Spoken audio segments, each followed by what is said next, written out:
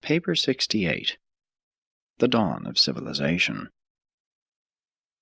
This is the beginning of the narrative of the long forward struggle of the human species from a status that was little better than an animal existence, through the intervening ages and down to the later times when a real, though imperfect, civilization had evolved among the higher races of mankind.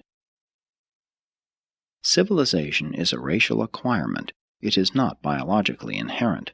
Hence must all children be reared in an environment of culture, while each succeeding generation of youth must receive anew its education. The superior qualities of civilization, scientific, philosophic, and religious, are not transmitted from one generation to another by direct inheritance. These cultural achievements are preserved only by the enlightened conservation of social inheritance. Social evolution of the cooperative order was initiated by the Dalmatia teachers, and for 300,000 years mankind was nurtured in the idea of group activities. The blue man most of all profited by these early social teachings, the red man to some extent, and the black man least of all. In more recent times, the yellow race and the white race have presented the most advanced social development on Urantia. 1. Protective socialization. When brought closely together, men often learn to like one another, but primitive man was not naturally overflowing with the spirit of brotherly feeling and the desire for social contact with his fellows. Rather did the early races learn by sad experience that in union there is strength, and it is this lack of natural brotherly affection that now stands in the way of immediate realization of the brotherhood of man on Urantia. Association early became the price of survival.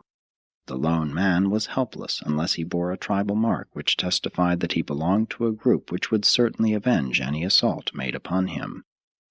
Even in the days of Cain, it was fatal to go abroad alone without some mark of group association.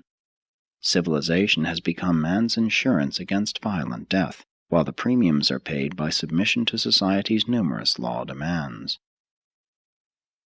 Primitive society was thus founded on the reciprocity of necessity and on the enhanced safety of association. And human society has evolved in age-long cycles as a result of this isolation fear and by means of reluctant cooperation. Primitive human beings early learned that groups are vastly greater and stronger than the mere sum of their individual units. 100 men united and working in unison can move a great stone. A score of well-trained guardians of the peace can restrain an angry mob. And so society was born, not of mere association of numbers, but rather as a result of the organization of intelligent cooperators. But cooperation is not a natural trait of man. He learns to cooperate first through fear, and then later because he discovers it is most beneficial in meeting the difficulties of time and guarding against the supposed perils of eternity. The peoples who thus early organized themselves into a primitive society became more successful in their attacks on nature as well as in defense against their fellows. They possessed greater survival possibilities. Hence has civilization steadily progressed on Urantia, notwithstanding its many setbacks. And it is only because of the enhancement of survival value in association that man's many blunders have thus far failed to stop or destroy human civilization.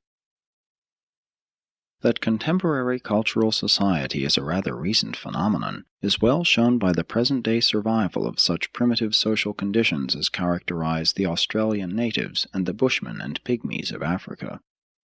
Among these backward peoples may be observed something of the early group hostility, personal suspicion, and other highly antisocial traits which were so characteristic of all primitive races. These miserable remnants of the non-social peoples of ancient times bear eloquent testimony to the fact that the natural individualistic tendency of man cannot successfully compete with the more potent and powerful organizations and associations of social progression. These backward and suspicious antisocial races that speak a different dialect every 40 or 50 miles illustrate what a world you might now be living in but for the combined teaching of the corporeal staff of the planetary prince and the later labors of the Adamic group of racial uplifters. The modern phrase, back to nature, is a delusion of ignorance, a belief in the reality of the one-time fictitious Golden Age. The only basis for the legend of the Golden Age is the historic fact of Dalmatia and Eden. But these improved societies were far from the realization of utopian dreams. 2. Factors in social progression. Civilized society is the result of man's early efforts to overcome his dislike of isolation. But this does not necessarily signify mutual affection, and the present turbulent state of certain primitive groups well illustrates what the early tribes came up through. But though the individuals of a civilization may collide with each other and struggle against one another, and though civilization itself may appear to be an inconsistent mass of striving and struggling, it does evidence earnest striving, not the deadly monotony of stagnation. While the level of intelligence has contributed considerably to the rate of cultural progress, society is essentially designed to lessen the risk element in the individual's mode of living, and it has progressed just as fast as it has succeeded in lessening pain and increasing the pleasure element in life. Thus does the whole social body push on slowly toward the goal of destiny, extinction or survival, depending on whether that goal is self-maintenance or self-gratification. Self-maintenance originates society, while excessive self-gratification destroys civilization. Society is concerned with self-perpetuation, self-maintenance, and self-gratification, but human self-realization is worthy of becoming the immediate goal of many cultural groups. The herd instinct in natural man is hardly sufficient to account for the development of such a social organization as now exists on Urantia. Though this innate gregarious propensity lies at the bottom of human society, much of man's sociability is an acquirement. Two great influences which contributed to the early association of human beings were food hunger and sex love. These instinctive urges man shares with the animal world. Two other emotions which drove human beings together and held them together were vanity and fear, more particularly ghost fear. History is but the record of man's age-long food struggle. Primitive man only thought when he was hungry. Food-saving was his first self-denial, self-discipline. With the growth of society, food hunger ceased to be the only incentive for mutual association. Numerous other sorts of hunger, the realization of various needs, all led to the closer association of mankind. But today, society is top-heavy with the overgrowth of supposed human needs. Occidental civilization of the 20th century groans wearily under the tremendous overload of luxury and the inordinate multiplication of human desires and longings. Modern society is enduring the strain of one of its most dangerous phases of far-flung interassociation and highly complicated interdependence. Hunger, vanity, and ghost fear were continuous in their social pressure, but sex gratification was transient and spasmodic. The sex urge alone did not impel primitive men and women to assume the heavy burdens of home maintenance. The early home was founded upon the sex restlessness of the male, when deprived of frequent gratification, and upon that devoted mother-love of the human female, which in measure she shares with the females of all the higher animals. The presence of a helpless baby determined the early differentiation of male and female activities. The woman had to maintain a settled residence where she could cultivate the soil. And from earliest times, where woman was, has always been regarded as the home. Woman thus early became indispensable to the evolving social scheme, not so much because of the fleeting sex passion, as in consequence of food requirement. She was an essential partner in self-maintenance. She was a food provider, a beast of burden, and a companion who would stand great abuse without violent resentment, and in addition to all of these desirable traits, she was an ever-present means of sex gratification. Almost everything of lasting value in civilization has its roots in the family. The family was the first successful peace group, the man and woman learning how to adjust their antagonisms while at the same time teaching the pursuits of peace to their children. The function of marriage in evolution is the insurance of race survival, not merely the realization of personal happiness. Self-maintenance and self-perpetuation are the real objects of the home. Self-gratification is incidental and not essential except as an incentive ensuring sex association. Nature demands survival, but the arts of civilization continue to increase the pleasures of marriage and the satisfactions of family life. If vanity be enlarged to cover pride, ambition, and honor, then we may discern not only how these propensities contribute to the formation of human associations, but how they also hold men together, since such emotions are futile without an audience to parade before. Soon vanity associated with itself other emotions and impulses which required a social arena wherein they might exhibit and gratify themselves.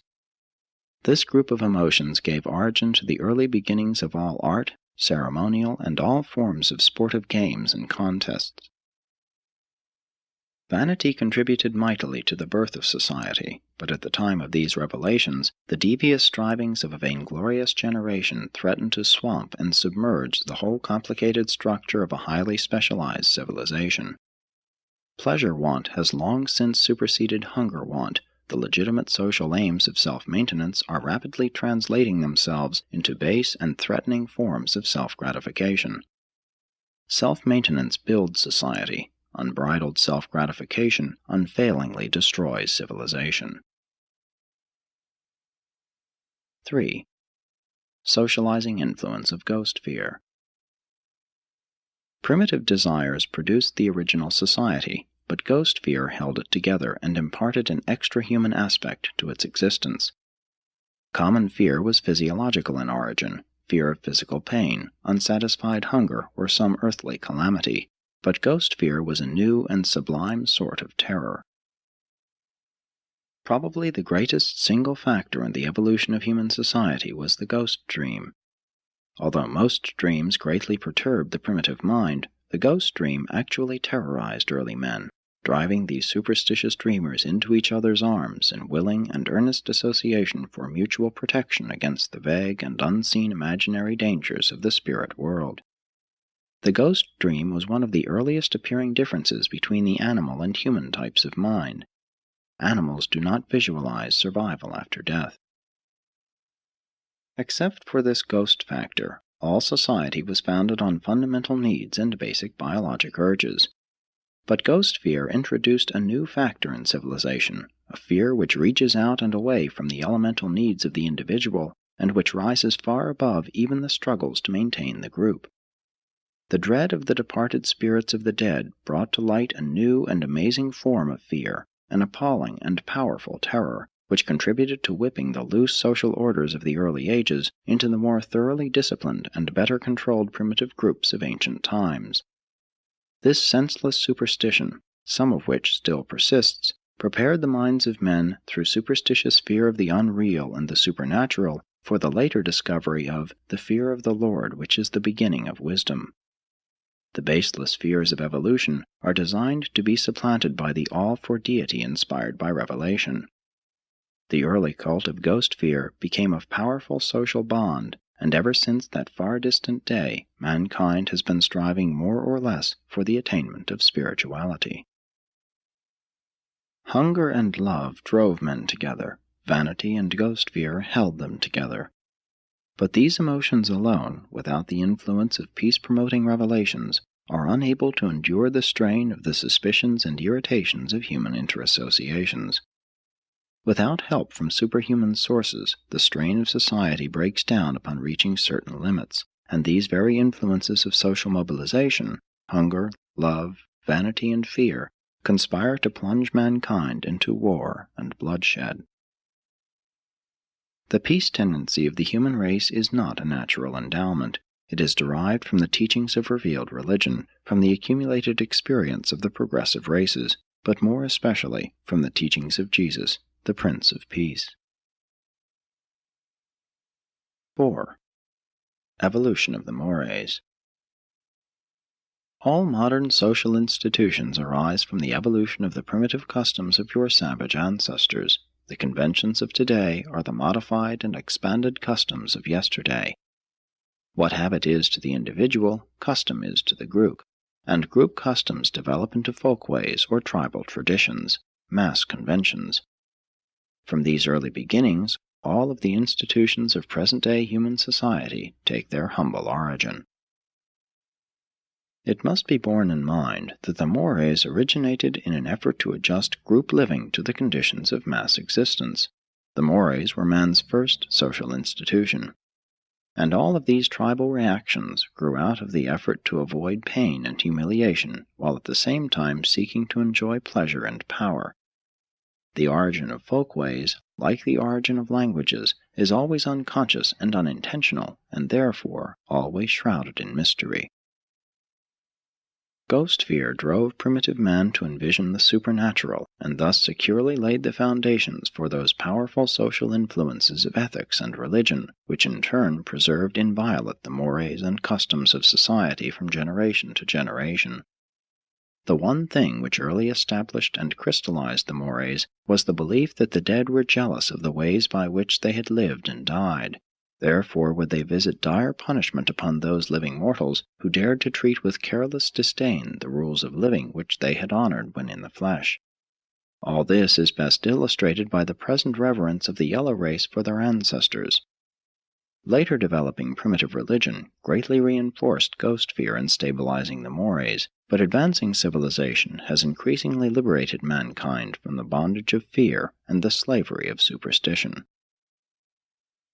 Prior to the liberating and liberalizing instruction of the Dalmatia teachers, ancient man was held a helpless victim of the ritual of the mores. The primitive savage was hedged about by an endless ceremonial.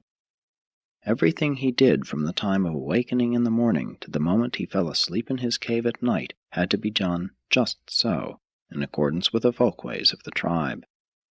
He was a slave to the tyranny of usage. His life contained nothing free, spontaneous, or original. There was no natural progress toward a higher mental, moral, or social existence. Early man was mightily gripped by custom. The savage was a veritable slave to usage. But there have arisen ever and anon those variations from type who have dared to inaugurate new ways of thinking and improved methods of living. Nevertheless, the inertia of primitive man constitutes the biologic safety brake against precipitation too suddenly into the ruinous maladjustment of a too rapidly advancing civilization. But these customs are not an unmitigated evil. Their evolution should continue. It is nearly fatal to the continuance of civilization to undertake their wholesale modification by radical revolution. Custom has been the thread of continuity which has held civilization together. The path of human history is strewn with the remnants of discarded customs and obsolete social practices, but no civilization has endured which abandoned its mores except for the adoption of better and more fit customs. The survival of a society depends chiefly on the progressive evolution of its mores. The process of custom evolution grows out of the desire for experimentation, new ideas are put forward, competition ensues. A progressing civilization embraces the progressive idea and endures. Time and circumstance finally select the fitter group for survival. But this does not mean that each separate and isolated change in the composition of human society has been for the better. No, indeed no. For there have been many, many retrogressions in the long forward struggle of Urantia civilization. 5. Land techniques, maintenance arts. Land is the stage of society, men are the actors, and man must ever adjust his performances to conform to the land situation. The evolution of the mores is always dependent on the land-man ratio. This is true notwithstanding the difficulty of its discernment. Man's land technique or maintenance arts plus his standards of living equal the sum total of the folkways, the mores, and the sum of man's adjustment to the life demands equals his cultural civilization. The earliest human cultures arose along the rivers of the Eastern Hemisphere, and there were 4 great steps in the forward march of civilization. They were: 1. The collection stage. Food coercion, hunger, led to the first form of industrial organization, the primitive food-gathering lines. Sometimes such a line of hunger march would be 10 miles long as it passed over the land, gleaning food. This was the primitive nomadic stage of culture and is the mode of life now followed by the African Bushmen. 2. The hunting stage. The invention of weapon tools enabled man to become a hunter and thus to gain considerable freedom from food slavery. A thoughtful Andonite who had severely bruised his fist in a serious combat rediscovered the idea of using a long stick for his arm and a piece of hard flint bound on the end with sinews for his fist. Many tribes made independent discoveries of this sort, and these various forms of hammers represented one of the great forward steps in human civilization. Today, some Australian natives have progressed little beyond this stage. The blue men became expert hunters and trappers. By fencing the rivers, they caught fish in great numbers, drying the surplus for winter use. Many forms of ingenious snares and traps were employed in catching game, but the more primitive races did not hunt the larger animals.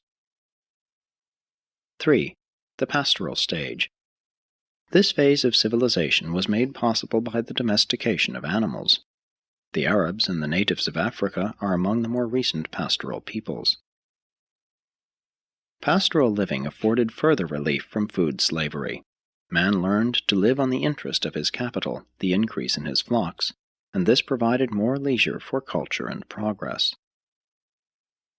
Pre-pastoral society was one of sex cooperation, but the spread of animal husbandry reduced women to the depths of social slavery. In earlier times it was man's duty to secure the animal food, woman's business to provide the vegetable edibles. Therefore, when man entered the pastoral era of his existence, woman's dignity fell greatly.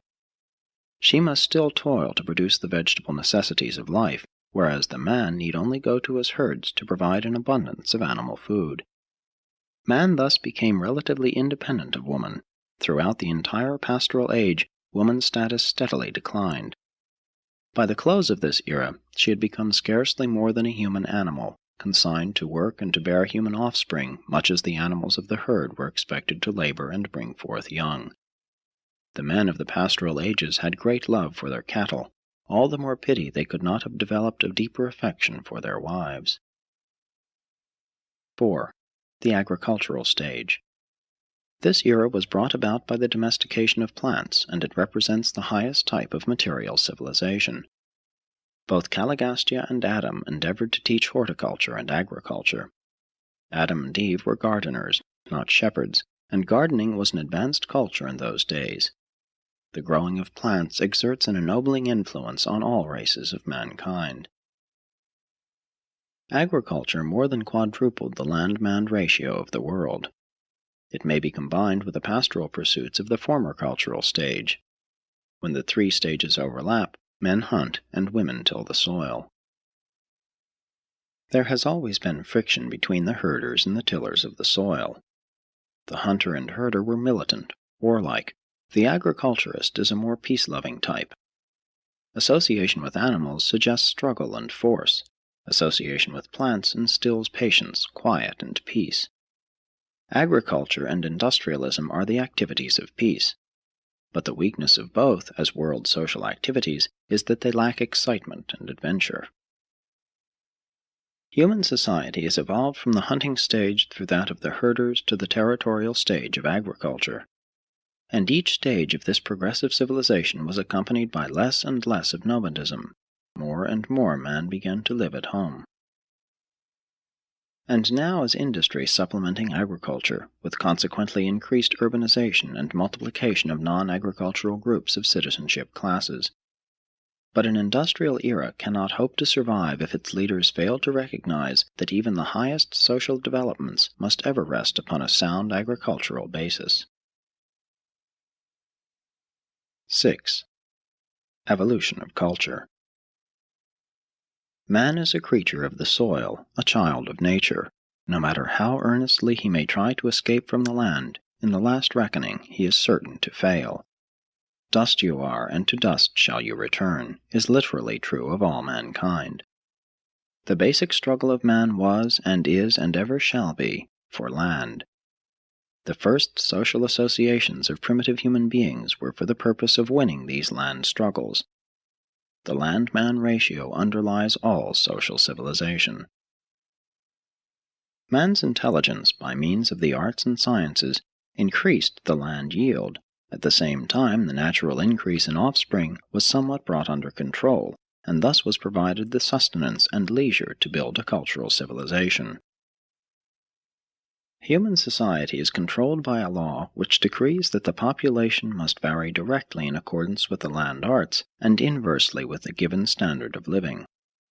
Throughout these early ages, even more than at present, the law of supply and demand as concerned men and land determined the estimated value of both.